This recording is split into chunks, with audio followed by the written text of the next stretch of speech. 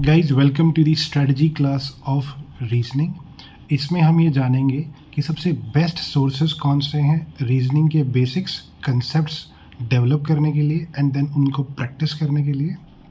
इसमें एक value addition जो मैं आपको देना चाहता हूँ वो ये है कि मैं कुछ मोस्ट इम्पॉर्टेंट टॉपिक्स की सर्जरी करके आपको दिखाऊंगा कि फाइनली ऐसा क्या रीज़न है कि कंटेंट सारा सेम है, टीचर्स यूट्यूब पे सब सेम है, मॉक टेस्ट सब सेम है, फिर भी कुछ बच्चे कुछ इंपॉर्टेंट टॉपिक्स को 2.5 मिनट में कर लेते हैं एंड कुछ बच्चे उसी को करने में 4-4.25 मिनट लगा देते हैं। ये वीडियो अगर आपने एंड तक देखी तो ये जो गैप है मैं इसको पूरी तरीके से रिड्यूस कर दूंगा एंड यू विल रियलाइज़ कि आपके कम से कम 1 साल बच जाएगा उन बातों को जानने के लिए। सो फर्स्ट ऑफ ऑल आपको जो बेसिक्स डेवलप करने हैं एंड जो कंसेप्ट्स जानने हैं पजल्स के लिए द बेस्ट टीचर्स आर अड्डा 247 या फिर बैंकिंग क्रॉनिकल्स। तो बैंकिंग क्रॉनिकल्स में अंकुश लांबा सर, वेयर एज अगर आपको ट्रेडिशनल मेथड से सीखना है तो अड्डा 247 इज़ ऑल्सो वेरी गुड। ये दोनों अच्छे हैं पजल्स के लिए। कमिंग टू द टॉपिक्स जैसे कि blood relation, direction sense and syllogisms, ये सब आप अंशुल सैनी सर से सीख सकते हैं। इवन इफ वो थोड़े से अब पुराने हो गए बट जो उनके मेथड्स हैं जैसे कि गेट मेथड है फॉर इनइक्वालिटीज़, वो सब आज भी बहुत बढ़िया हैं एंड उनसे क्वेश्चंस आज भी बहुत जल्दी हो जाते हैं। तो मिसलेनियस के लिए मैंने आपको बता दिया एंड मैंने आपको बताया पजल्स के लिए। Now I will tell you कि आपको ये सब होने के बाद प्रैक्टिस कहाँ से करनी है। कि गाइडली का जो मैंने अभी नोटिस किया है उन्होंने ओवरऑल जो PDF बंडल बना दिया वो बहुत अच्छा है। नहीं तो जितने भी ये अड्डा 247 हैं या बैंकिंग क्रॉनिकल्स हैं, इनमें जो प्लेलिस्ट हैं आप वो प्लेलिस्ट दर प्लेलिस्ट प्रैक्टिस कर सकते हैं। कमिंग टू बुक्स, मैंने जो प्रैक्टिस करी थी वो थी अड्डा की S reasoning and S quants. क्योंकि वीडियो रीजनिंग की है तो आई विल प्रेफर कि आप लोग अड्डा की एज रीजनिंग से सारी चीज़ों को फिर साथ में प्रैक्टिस करें जिन किसी को भी हार्ड कॉपी की रिक्वायरमेंट रहती है। कमिंग टू मॉक टेस्ट, मैंने टोटल 3 प्लेटफॉर्म्स को यूज़ किया था which is text book, practice mock and olive board, जिसमें से टेक्स्ट बुक थोड़ा इजी था, practice mock almost moderate and olive board tough. तो ये 3 मैंने तरीके से इनको रखा था ताकि मैं इनमें प्रैक्टिस अकॉर्डिंगली करता रहूँ। फिर जो मोस्ट इम्पॉर्टेंट चीज़ है वो है सेक्शनल्स।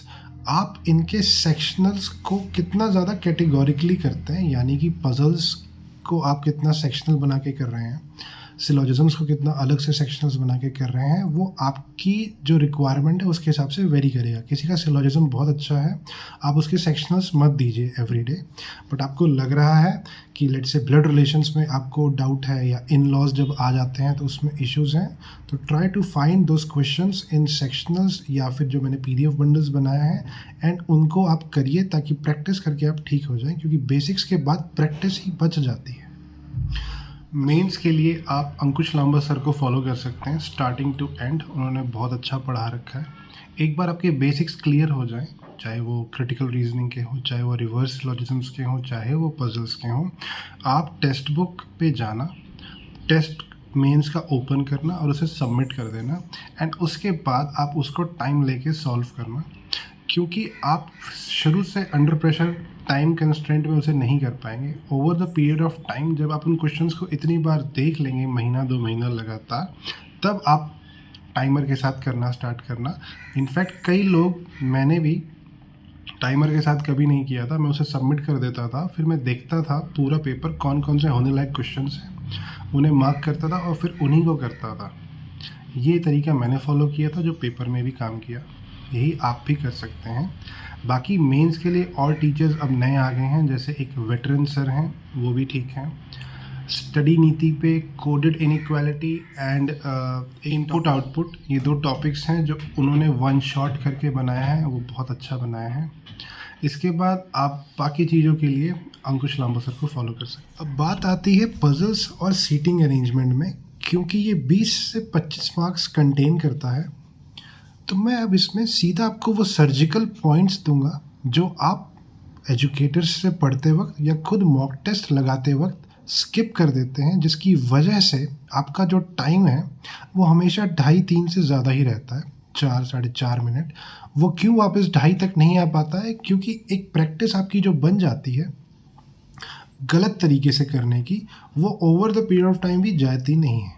आप कितना भी उसको फॉलो कर लें, क्योंकि एजुकेटर ने मास लेवल पे पढ़ाया है, वो पिन पॉइंट तरीके से नहीं पढ़ा रहा है। मैं आपको पूरा क्वेश्चन नहीं करके दिखाने वाला, बट लिटरली वो पॉइंट्स जो मिस हो जा रहे हैं एक पजल में, जो अगर कैटेगोरिकली आपको बताया जाए, कोई सेलेक्टेड पर्सन या कोई ट्रस्टेड पर्सन आपको डे 1 से बता दे और आप उसका ध्यान रखें, तो वो जो सिचुएशन है 4.5 मिनट की, वो बहुत जल्दी 2.5 मिनट पे आ जाती है। सो गाइस, पहली चीज़ है जिसे मैं कहता हूँ रीडिंग लूप। इसका मतलब क्या है? आप अंडर कॉन्फिडेंट होने की वजह से एक ही लाइन को कम से कम 2 या मैक्सिमम 3 बार भी पढ़ लेते हैं, जस्ट टू बी श्योर कि आपने जो पढ़ा है वो सही भी लिखा है कि नहीं। कहने का मतलब लाइन है simply, A who is having phone is immediate right of C. अब आप जब बनाने जाते हैं तो ए तक तो याद रहता है, उसके बाद का बहुत आपको कॉम्प्लेक्स लगने लगता है, तो आप उसको दूसरी बार देखते हैं, फिर तीसरी बार देखते हैं, तब जाके आप उस लाइन को सही से लिख जाते हैं। ये नॉर्मल लाइन में ही काउंट होती है, जैसे कि A is second left of C. आपको ये बात समझनी पड़ेगी कि कोई भी सिलेक्टेड पर्सन या टॉपर इस पूरी सिनेरियो को एक ही बारी में करने की कोशिश करता है। मैं बताऊंगा कहाँ पे आपको 2 बार देखने की ज़रूरत है, बट आप खुद सोचिए, अगर आपको एक ही लाइन को 2 या 3 बार देखना पड़ रहा है और ओवरऑल पूरी पजल में लेट से 15 से 20 लाइनें हैं, या लेट से 8 या 9 लाइनें ही हैं, तो जो चीज़ आप 45 सेकेंड्स में बना सकते थे, आपने उसको स्ट्रेच करके 1.25 मिनट तक लेकर चले गए। ये ऐसी बातें हैं जो कोई नहीं बताता, हर कोई इनको नेगलेक्ट करता है, लास्ट में रियलाइज़ करता है कि काश ये मेरा ऐसा होता तो शायद मैं जल्दी कर लेता। मैं इसको सही करने का तरीका भी बता रहा हूँ। वो ये है कि आप अभी से जब ये वीडियो एंड हो जाए और आप रीजनिंग उठाएं, जस्ट रिमेंबर कि आप जो भी पढ़ें उसको एज इट इज़ लिखने की कोशिश करें। यानी A who is having phone is immediate right of C. आपने ये पढ़ा, आपने ये लिखा, इवन इफ़ ये थोड़ा सा कंफ्यूजिंग लगे, आप इसको लिखिए। फिर अगली पजल में दोबारा से इस चीज़ को छोड़िए मत, क्योंकि अगर आपने इस चीज़ की आदत ही बना के रखी 3-3 बार कंफर्म करके करने की, तो पेपर तक ये 3 नहीं रह जाएगा, क्योंकि अंडर प्रेशर ये आपको और थोड़ा सा कॉम्प्लेक्स लगने लगेगा। हो सकता है आप उसको और ज़्यादा बार देखने लग जाओ। आई रिक्वेस्ट कि इसी मोमेंट से आप जब ये वीडियो एंड करें, जो भी क्वेश्चन उठाए, आपको जो भी सिंपल लाइन दिखे, वो आप पूरी कोशिश करिए कि वो आपको याद रहे और उसको सही सही लिखने की कोशिश करिए। हो सकता है आपका पहला पूरा पजल ख़राब हो जाए, दूसरा पजल भी ख़राब हो जाए, लेकिन with in a given period of time आप रियलाइज़ करेंगे कि एक बार जब आप मेहनत करते हैं सही पढ़ने की और सही लिखने की, वो आपको ज़्यादा टाइम बचा के दे देगा, क्योंकि पूरी ओवरऑल सिनेरियो में आपका टाइम काफ़ी रिड्यूस हो जाएगा, बजाय हर लाइन को 2 से 3 बार चेक करने के लिए, तब तक कि आप कॉन्फिडेंट ना हो जाए कि नहीं, हाँ, ए के पास ही फ़ोन है जो इमीडिएट राइट ऑफ सी है। वो नहीं चाहिए। तो क्या इसका मतलब ये है कि आपको कभी भी किसी भी लाइन को 2 बार नहीं देखना है? नहीं। This brings us to the next point, जिसे मैं बोलता हूँ स्पीड ब्रेकर। मैं कहता हूँ वेटरन या जो एडवांस लेवल पे है, वो ये बात समझ चुके हैं over the period of time of practice कि एक पर्टिकुलर लाइन आती है जिसको आपको 2 बार देखना होता है। उन लाइंस को जोड़ा जाता है एंड वर्ड से। फॉर एग्जाम्पल, अभी जो आप अपनी स्क्रीन पे देख रहे हैं, A who is second left of B is third right of C. ये जब लाइन आए तो आपको कैटेगोरिकली कॉन्शियसली स्लो हो जाना है, क्योंकि जैसे ही आप फर्स्ट पार्ट ए और बी वाला बनाने चलेंगे, जो एंड का दूसरा पार्ट है वो धुंधला हो जाएगा। एंड अगर इस लाइन को भी आपने 60 की स्पीड पे ही पार करने की कोशिश करी, यानी कि A second left of B third right of C, ऐसा कुछ करके, तो आप बनाते वक्त 100% कन्फ्यूज़ होंगे, फिर आपको अपने ऊपर सेल्फ डाउट आएगा। मैं बता देता हूँ, इस तरह की लाइन या ऐसी और भी कुछ लाइंस हैं, इनमें हर बंदा जो सिलेक्टेड है या जो लिटरली एग्ज़ाम्स के बारे में जानता है, वो इनको बाय डिफ़ॉल्ट स्लो हो जाता है और इनमें बुरा नहीं मानता है।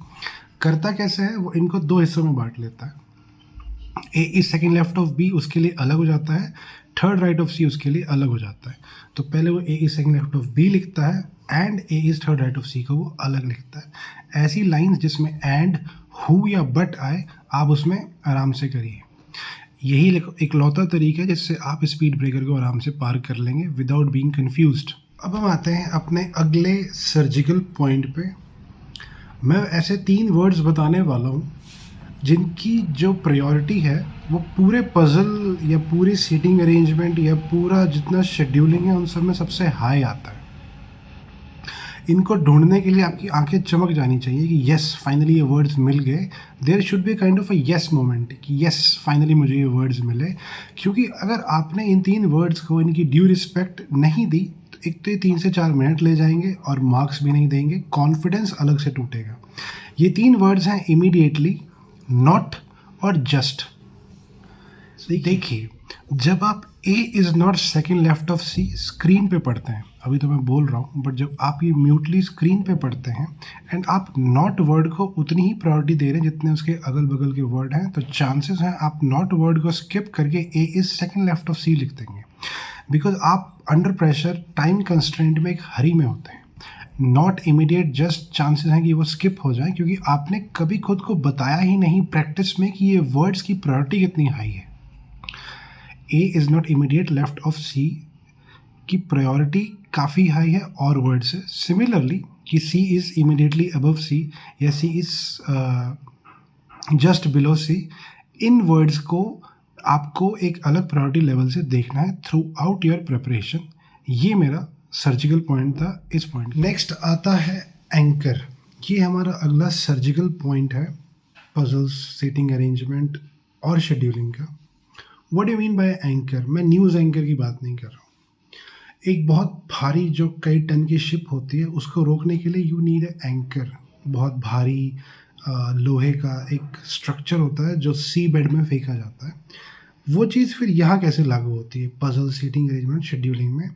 मैं बता दूं कि हर टाइप्स ऑफ पजल्स या सीटिंग अरेंजमेंट में अलग अलग तरह के एंकर्स हैं। बेसिकली कि आप स्टार्ट कहाँ से कर रहे हैं उसे मैं यहाँ एंकर कह रहा हूँ। फॉर एग्जांपल, अगर एक लीनियर अरेंजमेंट है तो इसमें एंकर क्या हो सकते हैं? आप पूरी उस पैराग्राफ में से क्या सर्च करेंगे जिससे कि आप स्टार्ट करें, ये मैं आपको बता रहा हूँ। लीनियर में मोस्टली या तो एक्सट्रीम एंड की बात करी होती है कि A is at the left hand या A is at the right hand, या बोला होता है A is second from the left hand. ऐसा कुछ मिलता है तो यू स्टार्ट फ्रॉम ए। दूसरी चीज़ इसमें ये बोली जा सकती है कि A is in the middle of the row. Linear arrangement में मोस्टली यहीं से आपको स्टार्ट करना होता है। सेकेंड आता है हमारे पास फ्लैट एंड फ्लोर पजल। देखिए, फ्लैट एंड फ्लोर या सिंपली अगर मैं फ्लोर्स बोलूँ तो उसमें नॉर्मल आपके पास नंबर्स ही होते हैं। आपके पास स्टार्ट करने के 2-3 पॉइंट्स होते हैं। वो क्या क्या हैं? या तो आपको टॉप बोला जाएगा कि A is at the top या A is at the bottom, अगर ये सिंपल क्वेश्चन हुआ तो। अगर क्वेश्चन को थोड़ा सा हाई लेके जाना है तो इट में से कि वो एक ऑड नंबर पे है, 5th फ्लोर से अबव किसी भी ऑड फ्लोर पे। अगर टोटल 8 फ्लोर्स हैं और 5th फ्लोर से अबव किसी ऑड फ्लोर पे है तो या तो वो तो बेसिकली वो सिर्फ 7 पे ही हो सकता है। तो ऐसा कुछ अगर आपको मिलता है तो इट्स एन एंकर। आप यहाँ से स्टार्ट कर सकते हैं फ्लोर में। तो फ्लोर में इवन, ऑड या फिर आपको टॉप बॉटम दिया जाता है। नेक्स्ट हमारा आता है फ्लैट एंड फ्लोर के बाद डेज एंड मंथ, यानी डेट एंड मंथ वाली पजल। डेट एंड मंथ में क्या होता है आपको पता है? मंथ या तो 30 का होगा या 31st का होगा। तो 30 makes it even month, 31 makes it odd month. इसके बाद 2 डेट्स दी होंगी, अगेन एक इवन और एक ऑड। तो इस तरीके से अगर आपको कोई इवन मंथ में प्लेस करना है तो अगर 6 मंथ थे तो उसमें से 3 ही बचते हैं, 8 थे तो 4 ही बचते हैं। उसमें भी अगर ऑड डेट है तो आप धीरे धीरे करके इन चीज़ को एंकर मान के आप चल सकते हैं। This is the anchor for your month puzzle. Then comes कि भाई अगर आपको डेज का दिया गया हो which is your Monday, Tuesday, Wednesday, Thursday, Friday, ऐसा कुछ हो तो इसमें या तो टॉप एंड बॉटम होता है या ये लोग बोलते हैं कि वेडनेसडे से ऊपर किसी भी दिन पे वो आ सकता है। तो वेडनेसडे से ऊपर अगर वो मंडे से स्टार्ट हो रहा है तो 2 ही दिन बचते हैं, मंडे या ट्यूसडे। इन पॉसिबिलिटीज़ को लेके यानी एक बारी आप मंडे पे रखेंगे और एक बारी आप ट्यूसडे पे रखेंगे। ये एंकर होता है आपका डेज पजल के लिए। अगला सर्जिकल पॉइंट है, it is about page usages. आप पेज किस तरीके से यूज़ करते हैं वो डिसाइड करता है कि आप पॉसिबिलिटीज़ को कितने अच्छे से कर पाएंगे। आप ये मान कर नहीं चल सकते हैं एग्ज़ाम में, इनफैक्ट मॉक टेस्ट में, कि पॉसिबिलिटीज़ नहीं आएंगी। पॉसिबिलिटीज़ 2 से 3 तक जा सकती हैं। हमेशा यही सोच के आपको एक क्वेश्चन को उठाना है, पहली चीज़। दूसरी चीज़ ये है कि अब मैं आपको बताऊंगा कि फिर पेज को किस तरीके से यूज़ करना है ताकि पॉसिबिलिटीज़ बनाना ही आसान हो जाए। ठीक है, पेज की बात कर रहा था। अगर इस पेज पे 1/4 हिस्से में अगर आपने सिलॉग्स या ब्लड रिलेशन कर रखा है तो बचे हुए हिस्से में आप पजल या सीटिंग अरेंजमेंट नहीं करेंगे, क्योंकि फिर आपको शॉर्ट हैंड भी बनाना है इसी में। आप हमेशा पूरी रिस्पेक्ट देंगे पजल और सीटिंग अरेंजमेंट को और पूरा टॉप से इस चीज़ को यूज़ करेंगे। कहने का मतलब कि इतने एरिया में आपकी पजल बनेगी जिसमें आप पूरी विड्थ यूज़ करेंगे और पूरी इसकी लेंथ यहाँ तक यूज़ करेंगे और बचे हुए हिस्से में आप अपना शॉर्ट हैंड बनाएंगे। अगर आप इसकी प्रैक्टिस कर लेते हैं तो आपको जो आपकी जो पॉसिबिलिटीज़ हैं वो बनाना थोड़ा आसान हो जाएगा एंड आप इजीली उस चीज़ को कर पाएंगे। दोस्तों, मैं इस तरह के पेज की बात कर रहा था। आप देख सकते हैं कि कैसे इसमें मैंने इसका फुल लेंथ यूज़ नहीं किया है इसको बनाने में, इसको सिर्फ हाफ में निपटाने की कोशिश करी है। इसके शॉर्ट हैंड भी मैंने कम जगह पे लिखा है। और अब आप देखेंगे कि यहाँ से पॉसिबिलिटीज़ बनाने के लिए इस साइड कोई जगह नहीं बची है, इसलिए मुझे आप देख सकते हैं इतने ही एरिया में काटा पीटी करके उसको सही करने के नौबत आई। ये चीज़ एग्ज़ाम हॉल प्रेशर में आपको डबल मुश्किल कर देती है। मॉक टेस्ट में तो करेगी, एग्ज़ाम हॉल में आप ज़्यादा कंफ्यूज हो जाएंगे। इसको एक अच्छा पेज यूजेज नहीं मानते हैं, क्योंकि बहुत सारी जगह, एक तो पूरी इतनी जगह मैंने नहीं यूज़ करी, ये पूरी जगह भी यूज़ करी जा सकती थी। उसके बाद ये जगह मैंने खाली छोड़ के रखी, ये भी यूज़ करी जा सकती थी। अब मैं दिखाऊंगा कि सही तरीके से इसको कैसे किया जाता है। ये इसका सही तरीका है करने का।